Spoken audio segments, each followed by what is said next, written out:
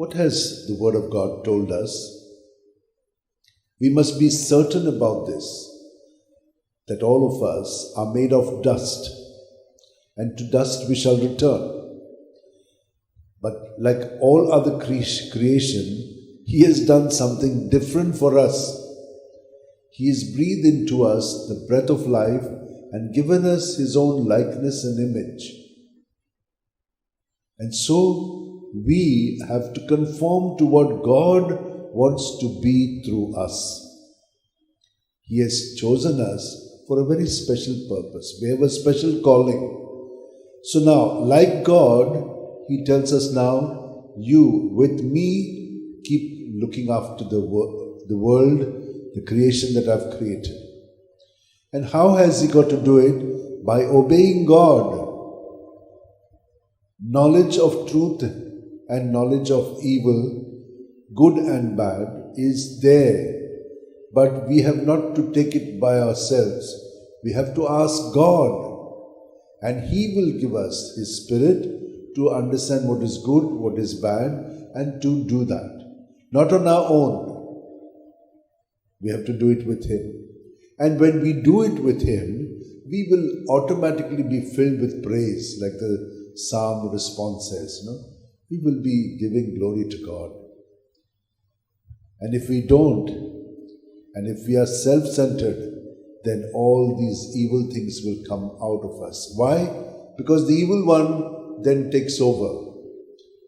Not God, but the evil one.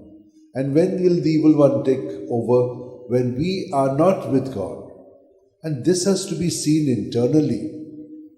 We can know our thoughts and our feelings. But when will we know them? When we are with God. When we are with ourselves, we can't know them. And then we keep doing bad, and then it keeps on becoming bad and worse like that. But when we are with God, then we give up all those things because they don't make sense to us. And we begin to understand those things. So that is what defiles us, he says. Now, he calls all of us, and he gives us all of these things to discern what is good and bad, and to choose that and live up to it with him, through him, and in him.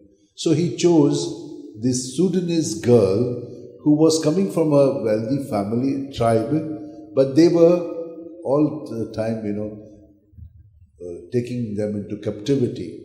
And so one tribe took this girl and sold her into slavery. Those people treated her very badly, and they sold her again to the consul of Italy. He bought her, and they liked her very much. She was called Bakita, fortunate one. And so with them, she had a very good rapport. She had a very good heart, loving heart. So the child of theirs, who was very cantankerous, she became good. She became wonderful. And then she began to love her very much and could not do without her. They took her to Italy. And when they went to Italy, in Italy, they said she had been enslaved. She came from slavery. She must be set free. And this law, when it was enacted there, all those girls who were, or men and all, who were taken into Italy, they got their freedom. And Bakita was one of them. So now she could choose between those who showed her God's love and God himself. She experienced God, and she said, I want to give my heart to God. And in God, I will give myself to everybody. And that is how she became a Canossian sister of charity and lived 50 years in Italy. She was dark. You know how there is a bias between the Caucasians, like fair skin, and they look down upon others. But they loved her. Though she was dark, she was called Morikita. They loved her because she was so loving. There was an attractiveness of God's presence in her, and the children would just flock to her. And she would teach them catechism and talk about God. And when she died, she became a saint. My dear sisters and brothers, all of us are called to be saints.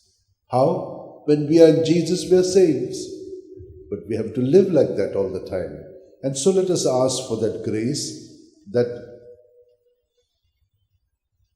we live constantly in union with Jesus who's dwelling in our hearts.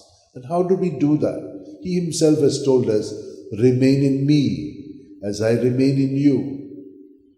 At every breath we saw in the first reading, he breathed into them the breath of life.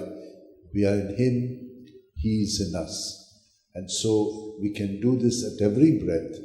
And if you do this 5 minutes before you go to bed, then the whole night you have to worry nothing, because Jesus will internally reformat you and make us strong in him.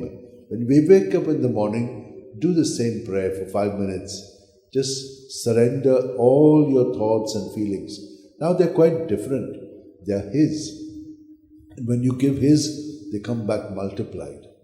And so, my dear sisters, through the day afterwards, like all the saints, he will be doing all the good in us, and that is how we will participate in his holiness, his goodness, and that is what people will call us saints. Let us hold our hands, place them in our lap, keep our eyes closed, and at every breath experience his presence, filling us from our toes right up to our head, in our body, mind, and spirit. And when we breathe out, surrender everything in Jesus' name, repeating his name till we are completely squeezed out of all the breath. That way, everything will be out, and his goodness will fill us and make us truly more and more like him. He is our truth, he is our way, and he is our life.